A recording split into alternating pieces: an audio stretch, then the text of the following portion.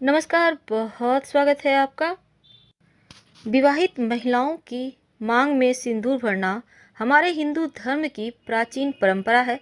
लेकिन क्या आपको पता है, मांग में सिंदूर भरने के नियम हैं और साथ ही सिंदूर जिस आप किया से लगाते हैं, सिंदूरदानी से लगाते हैं, उसमें हमेशा एक चीज़ रखना चाहिए और भूल कर भी आप सिंदूर की किया को बिना यानी कि सिर्फ सिंदूर डाल के ना रखें, बल्कि ये खाली कहा जाएगा। इसमें एक वस्तु है जिसको डाल के रखना हर हाल में आवश्यक है।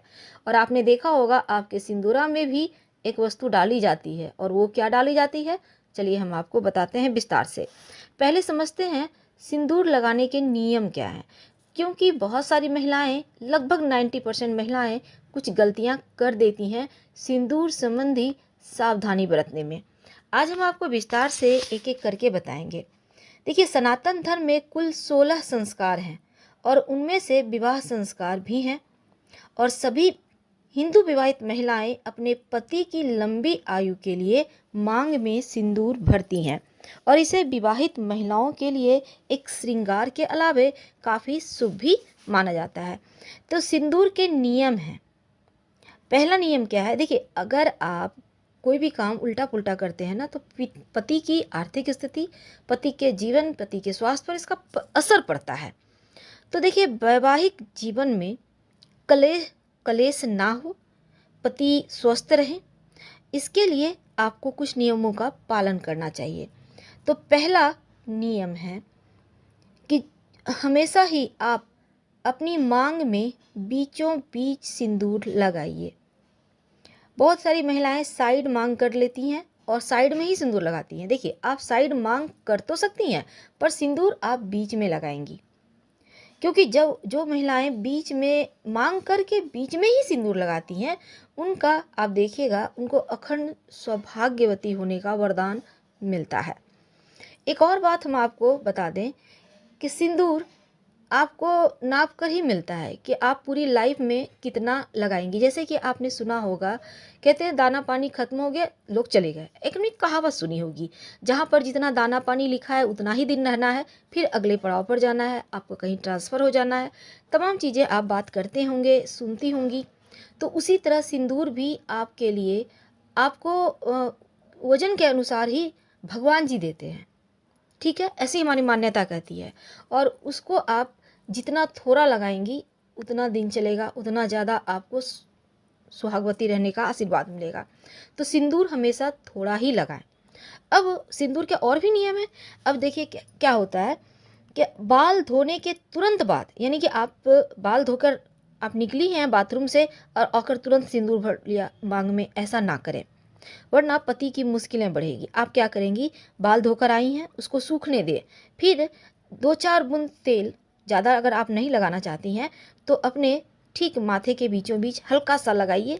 ज़्यादा नहीं लगाना चाहती हैं, थोड़ा सा लगाइए, फिर सिंदूर भरिए जब भी आप बाल धोती हैं तब। और वैसे ही भी अगर आप, वैसे तो आप सप्ताह में 2 दिन बाल धोती होंगी, बाकी दिन आप यूं ही नहाती होंगी। सर से नहीं नहाना चाहिए सौभाग्यवती महिलाओं को। रोज़ रोज़ सर से नहाना अच्छी बात नहीं है। आप जब बाल धोती हैं तभी नहाएं। अब देखिए, तुरंत आप नहा कर आती हैं और सिंदूर भर लेती हैं, ऐसा ना करें। स्नान करके आइए, फेस में क्रीम लगाइए, निश्चिंत होकर आप तमाम चीज़ों को करें, फिर आप स्थिर से बालों में कंघी करें, फिर सिंदूर लगाएं। यानी एक एक करके श्रृंगार करें तो उत्तम है। तीसरी बात, देखिए, महिलाओं को दूसरी महिला का सिंदूर भूल कर भी नहीं लगाना चाहिए। आप कहीं भी जाती हैं अपना सिंदूर लेकर जाएं, और याद रखिए, अपने पैसे से ही खरीदा हुआ सिंदूर लगाएं। अब कोई महिला आपको सिंदूर दे देती हैं तो ऐसा सिंदूर आप मत लगाइए, ये सही नहीं माना जाता। दूसरे का सिंदूर भूल कर भी ना लगाएं।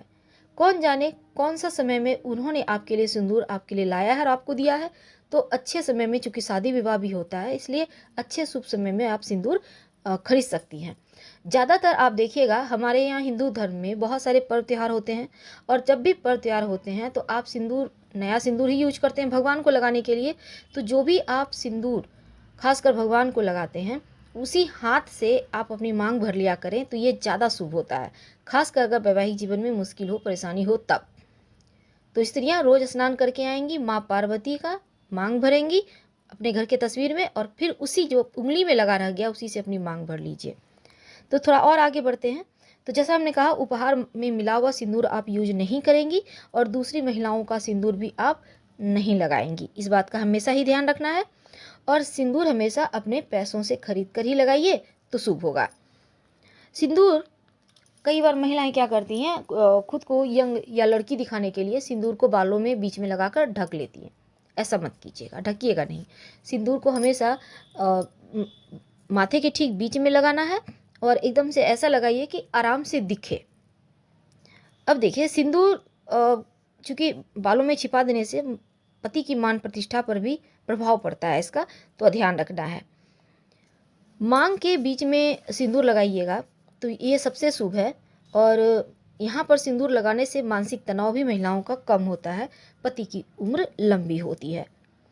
गीले बालों में भूलकर भी सिंदूर आपको नहीं लगाना है, इस बात को हमेशा ही आपको फॉलो करना है।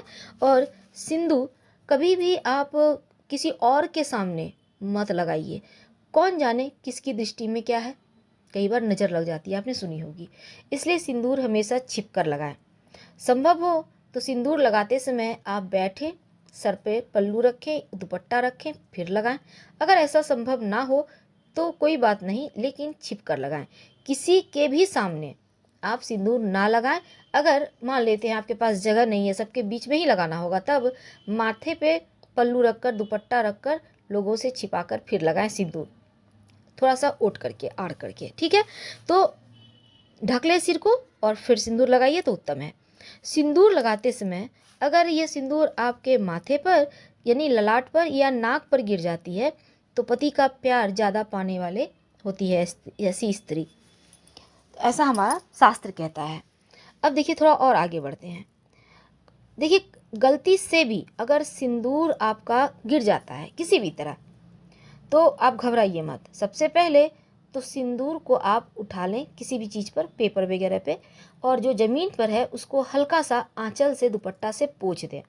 भूल कर भी सिंदूर जो गिरा हुआ है नाली में मत डालिएगा, ड्रेन में मत डालिएगा। इस सिंदूर को किसी पवित्र पेड़ के पास आप रख दीजिएगा।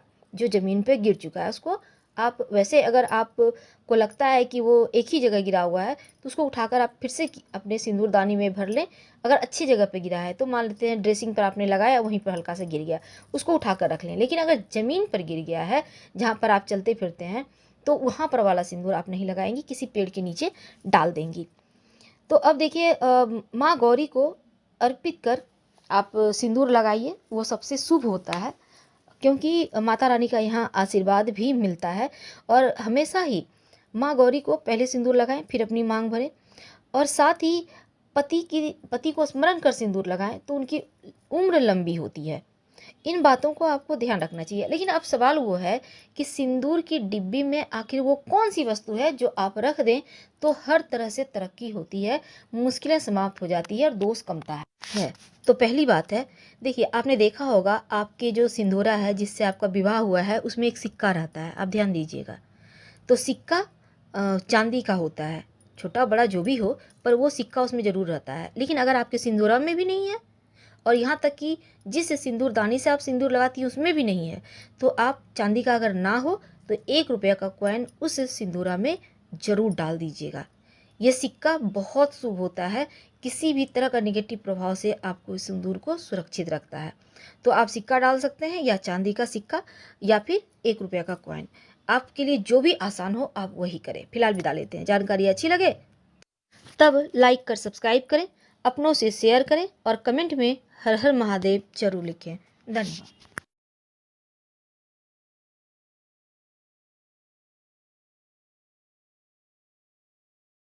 कि आप बहुत कष्ट है, कर्जा भी बढ़ गया, तकलीफें भी बढ़ गई, बहुत दुख भी बढ़ रहा है, कहीं परिवार सही नहीं चल रहा है, तो प्रयास करते रहा करो।